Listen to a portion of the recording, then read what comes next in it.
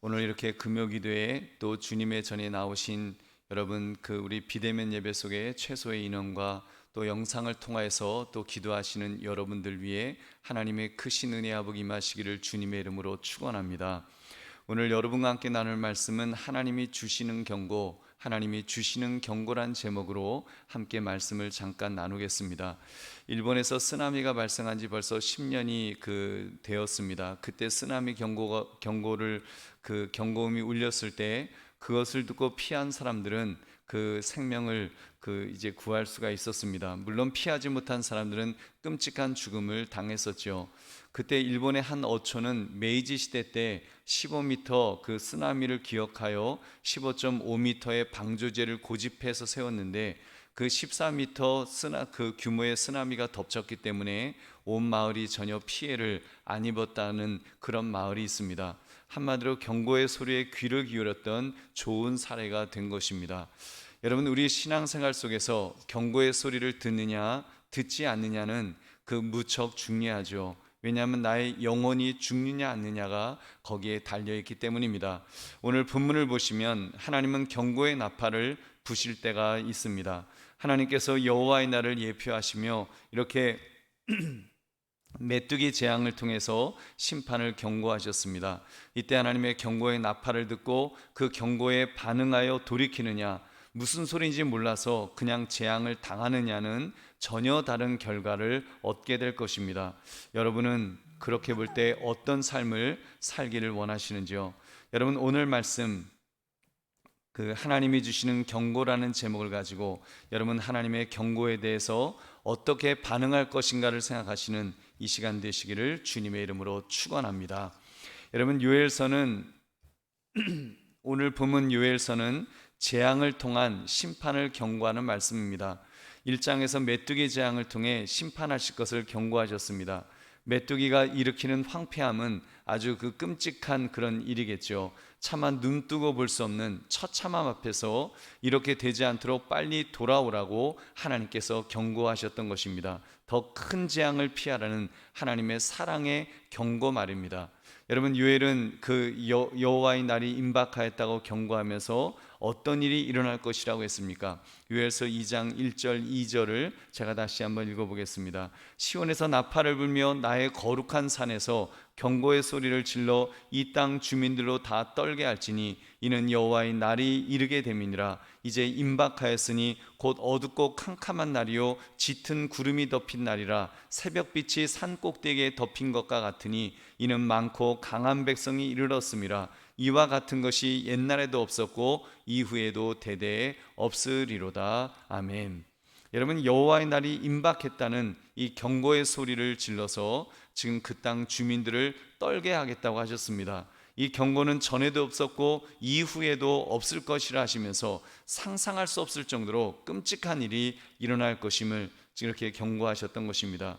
요엘은 이러한 메뚜기 재앙이 그들의 죄에 대한 하나님의 심판임을 깨우쳐 주었습니다. 요엘은 곤충으로 입은 피해를 적나라하게 묘사를 다 잘했죠. 요엘서 1장 4절에 보면 팥중이가 남긴 것을 메뚜기가 먹고 메뚜기가 남긴 것을 느치가 먹고 느치가 남긴 것을 황충이 먹었도다 하면서 아주 그냥 메뚜기 떼를 내서 싹싹 긁어먹는 그런 모습을 마치 군대가 쳐들어오는 무시무시한 소리처럼 그런 비유 속에서 아주 끔찍한 집요한 그런 공격을 이렇게 묘사했습니다. 메뚜기의 공격이 이 정도라면 여러분, 하나님께서 보내시는 그런 진노의 그런 도구들, 그런 사람을 통해서 일어나게 될 파괴는 훨씬 더 강력함을 선언하였던 것입니다. 많고 강한 백성이 그들에게 임할 것이라고 경고했습니다. 실제로 여러분 잘 아시는 것처럼 남유다는 이렇게 북이스라엘과 남유다는 아수르와 바벨론에 의해서 이방 군대에 의해서 얼마나 끔찍하게 이렇게 유린을 당합니까? 시드기야 왕 같은 경우만 눈알이 다 뽑히고 그렇게 정말 비참하게 끌려가는, 그리고 평생 죽을 때까지 비참하게 감옥 속에서 살아야 됐던 그런 끔찍한 재앙들을 그렇게 하나님께서 경고하신 것입니다. 여러분, 그것은 이방 나라를 메뚜기떼처럼 자신의 군대로 사용하셨던 하나님의 허락하심으로 인해서 일어났던 그런 일이었습니다. 그래서 요엘서 2장 3절 불이 그들의 앞을 사르며 불꽃이 그들의 뒤를 태우니 그들의 예전의 땅은 에덴 동산 같았으나 그들의 나중의 땅은 황폐한 들 같으니 그것을 피한 자가 없도다. 그래서 아무도 피하지 못할 정도로 누가 하나님의 그 진노 앞에 피할 자가 있겠느냐. 하나님의 군대가 메뚜기 때도 피할 수가 없는데 하나님의 군대가 지나가고 나면 아무도 피하지 못한다는 말씀을 주신 것입니다. 여러분, 그렇게 볼 때 하나님의 진노하심이, 정말 하나님께서 진노하시면 얼마나 무서운 일이 일어나게 될까요? 요엘은 지금 여호와의 날에 있을 여호와의 군대로 인한 피해가 전무후무한 엄청난 피해임을 경고했던 것입니다. 요엘은 여호와의 군대가 일으키는 파괴력이 무엇까지 영향을 미친다고 했습니까? 요엘서 2장 9절 10절, 그 뜻의 비밀을 우리에게 알리신 것이요 그의 기뻐하심을 따라 그리스도 안에서 때가 찬 경륜을 위하여 예정하신 것이니. 2장 9절 10절, 성중에 뛰어들어가며 성위에 달리며 집에 기오르며 도둑같이 창으로 들어가니 그 앞에서 땅이 진동하며 하늘이 떨며 해와 달이 캄캄하여 별들이 빛을 거두지 못하도다. 그래서 여러분, 정말 그 도둑이 집을 터는 것 같이 그 신속할 것이라고 했습니다. 땅이 진동하고 하늘이 떨며 동시에 해와 달과 별이 빛을 잃을 정도로 아주 우주적인 재앙이 임할 것을 경고하셨던 것입니다. 그리고 이 모든 징벌의 선두에 하나님이 계심을 보여주었죠. 마지막 절 요엘서 2장 11절을 보면 여호와께서 그의 군대 앞에서 소리를 지르시고 그의 진영은 심히 크고 그의 명령을 행하는 자는 강하니 여호와의 날이 크고 심히 두렵도다. 당할 자가 누구이랴. 여러분, 하나님께서 그래서 정말 그 진노하셔서 하나님이 징벌하시게 되면, 하나님의 앞장서시게 되면 그 진노 앞에 누가 감당할 수가 있겠냐는 말입니다. 그래서 그렇게 되지 않도록, 무시무시한 최후가 되지 않도록 요엘 선지자는 경고하고 또 경고했던 것입니다. 여러분, 그렇다면 우리는 어떻게 살아야 되겠습니까? 여러분, 하나님이 주시는 경고의 소리에 여러분, 우리가 귀를 기울여야 되지 않을까요? 하나님께서 그냥 징계하지 않으십니다. 반드시 먼저 경고를 주십니다. 우리가 듣고 빨리 회개할 수 있도록 구약시대 때는 요엘 선지자 같은 하나님의 사람을 통해서 그렇게 경고하셨고, 그리고 오늘날은 성경 말씀을 통해서 우리에게 회개의 기회를 하나님은 틀림없이 우리에게 주십니다. 여기에 우리가 어떻게 반응하느냐는 여러분, 나의 선택이겠죠. 여러분, 무엇을 선택하시겠습니까? 여러분, 정말 우리가 이럴 때 못 들은 채 멸망의 길로 우리가 가야 될까요? 아니지요. 그럴 사람은 아무도 없을 것입니다. 우리는 돌이켜야 됩니다. 하나님의 말씀 앞에, 경고의 말씀 앞에 우리가 빨리 돌이킬 수 있는 저와 여러분 되시기를 주님의 이름으로 축원합니다. 여러분, 그렇게 볼 때 우리 당장 우리가 처한 현실을 여러분, 우리가 복귀해볼, 우리의 뒤를 다시 한번 돌아볼 필요가 있습니다. 여러분, 우리에게 지금 가장 크게 들려오는 경고의 소리는 무엇이겠습니까? 코로나19 바이러스가 델타 변이를 일으켜서 우리를 공격한다. 오늘도 확진자가 1,400명이 훨씬 넘었다. 이런 뉴스를 우리는 접합니다. 여러분, 이 뉴스, 여러분, 이런 뉴스야말로 어떻게 보면 하나님께서 우리에게 주시는 강력한 그런 경고의 그런 메시지가 아닐까요? 여러분, 저는 이런 우리의 모습을 보면서 참 안타까운 마음이 듭니다. 우리가 그때 전문가들의 경고의 소리에 더 잘 귀를 기울였다면 어땠을까라고 하는 그런 아쉬움이 있는 거예요. 뭐 꼭 하나님의 경고가 아니라도 전문가들의 그런 경고의 소리에 우리가 조금이라도 더 귀를 기울였었다면 하는 아쉬움이 남지 않습니까? 우리가 지금 후회하는 마음이 있잖아요. 여러분, 그때 좀 더 잘 대처했더라면, 지나고 나니까 우리가 너무 빨리 마치 방역이 성공한 양 성급했다는 생각이 분명히 듭니다. 백신 맞은 사람은요 30%밖에 안 돼요. 30%를 넘으니까 많이 자만해져 있었습니다. 정부가 자만하도록 부추긴 경향이 분명히 있습니다. 백신 맞은 분들은 마스크 안 써도 이제 되게 해주겠다고, 이제 곧 일상으로 돌아갈 수 있다고 아주 그냥 좋은 이야기들만 너무 많이 해줬어요. 그만큼 자만해졌어요. 착각이었죠. 여러분, 변이 바이러스가 확산세에 있었습니다. 전혀 백신을 맞지 않은 사람의 비율이 70%잖아요. 전문가들이 경고했어요. 맞지 않은 사람들이 더 많다. 젊은이들 대부분은 맞지 못했습니다. 그럼 방역이 풀려서 사람 간 접촉이 많아지면 변이 바이러스에 감염되는 것은 너무나도 당연한 결과였습니다. 근데 아니했어요. 무감각했어요. 여러분 뭐 정부를 떠나서 우리 개개인들도 다 굉장히 무감각해졌습니다. 더 두렵고 떨리는 마음으로 조심했어야 됐던 것은 아닐까요?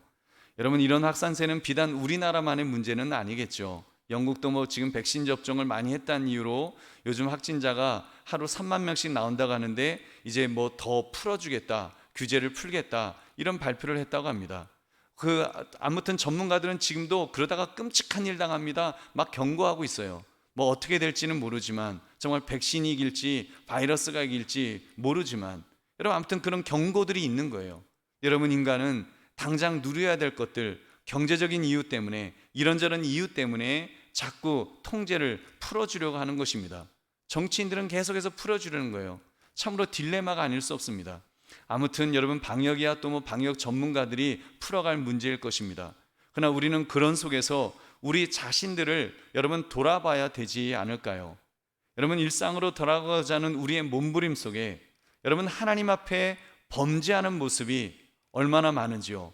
저는 그런 생각을 이렇게 계속 해오고 있었어요. 이렇게 이태원을 한밤중에 이렇게 걸으면서 예전에 막 정말 바글바글하게 젊은이들이 거기서 흥청흥청거리고 술 먹고 비틀비틀 거렸는데, 정말 깨끗해진 그 금요일 밤에 이태원 거리를 보면서 야, 이게 또 코로나가 이렇게 또 그런 어떤 우리의 그런 어떤 죄성을 자극하는 그런 것들을 막아주는 역할도 하는구나, 그런 생각도 들었어요. 반대로 이제 코로나에서 자유로워지면 다시 그 일이 반복되겠지, 그런 또 그 걱정이 들잖아요. 아니나 다를까 여러분, 제일 발빠르게 하는 것이 뭐예요? 술집이잖아요. 술집이 다 문을 열고 그래서 그 속에서 퇴폐 영업이 더 성행하게 되고, 하나님 보시기에 선하지 않은 것들이 더 판을 치는 것을 우리는 보았습니다. 여러분, 실제로 이태원발 대감염도 뭐 클럽에서 흥청흥청 춤추면서 또 동성애자들 중심으로 했던 그런 퇴폐한 그런 그 놀이 문화가 전염을 확산시킨 것을 우리는 잘 알고 있습니다. 또 그렇게 될 수 있습니다. 방역 규제가 풀어지면 분명히 또 그렇게 될 것입니다. 분명히 또 더 많은 죄악의 그 어떤 문화 속으로 더 깊이 젖어 들어갈 것입니다. 여러분, 그런 것에 대해서 우리 자신을 한번 돌아봅시다.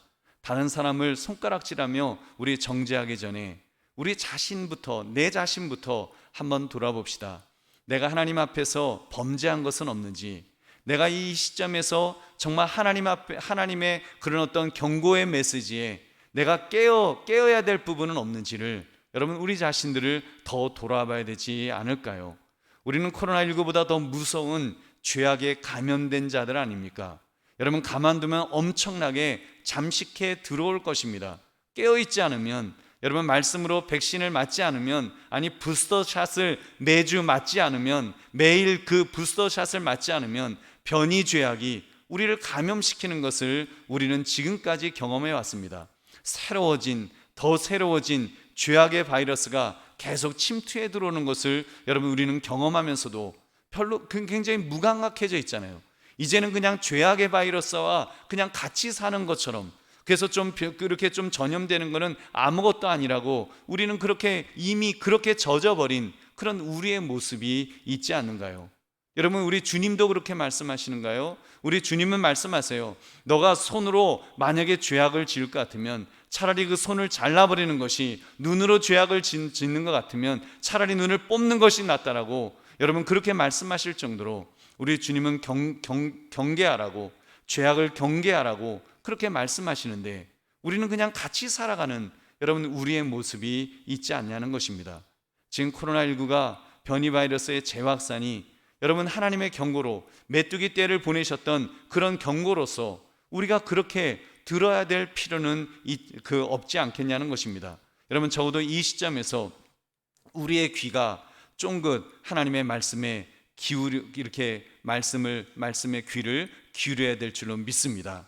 여러분, 하나님께서 무엇이라고 말씀하시는지, 하나님께서 우리가 어떻게 살기를 원하시는지 여러분 우리가 이 시점에서 다시 한번 돌아봅시다. 그리고 회개할 것은 회개합시다. 죄악이 있다면 그 죄악을 멈춥시다. 그 죄악에서 돌이킵시다. 그리고 하나님이 기뻐하실 만한 모습으로 살아드려야 합니다. 그것이 하나님이 주시는 경고에 우리가 바르게 반응하는 길인 줄로 믿습니다. 경고가 이렇게 왱왱 울리는데 여러분 어리석게도 듣지 못하고 있다면 그것처럼 어리석은 것은 없겠지요.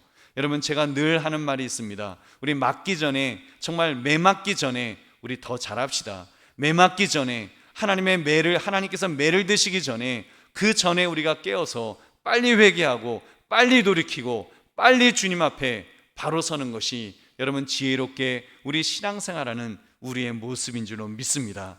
여러분께서 더 지혜롭게 살자는 것입니다. 그것이 바로 하나님이 주시는 경고 앞에 우리가 정말 지혜롭게 민감하게 반응하는 길인 줄로 믿습니다. 그러므로 여러분 말씀의 제목 하나님이 주시는 경고라는 말씀 앞에 여러분 하나님의 경고에 귀를 기울여서 순종할 수 있는, 하나님의 말씀 앞에 순종할 수 있는, 하나님을 기쁘시게 드릴 수 있는 저와 여러분 되시기를 주님의 이름으로 축원합니다.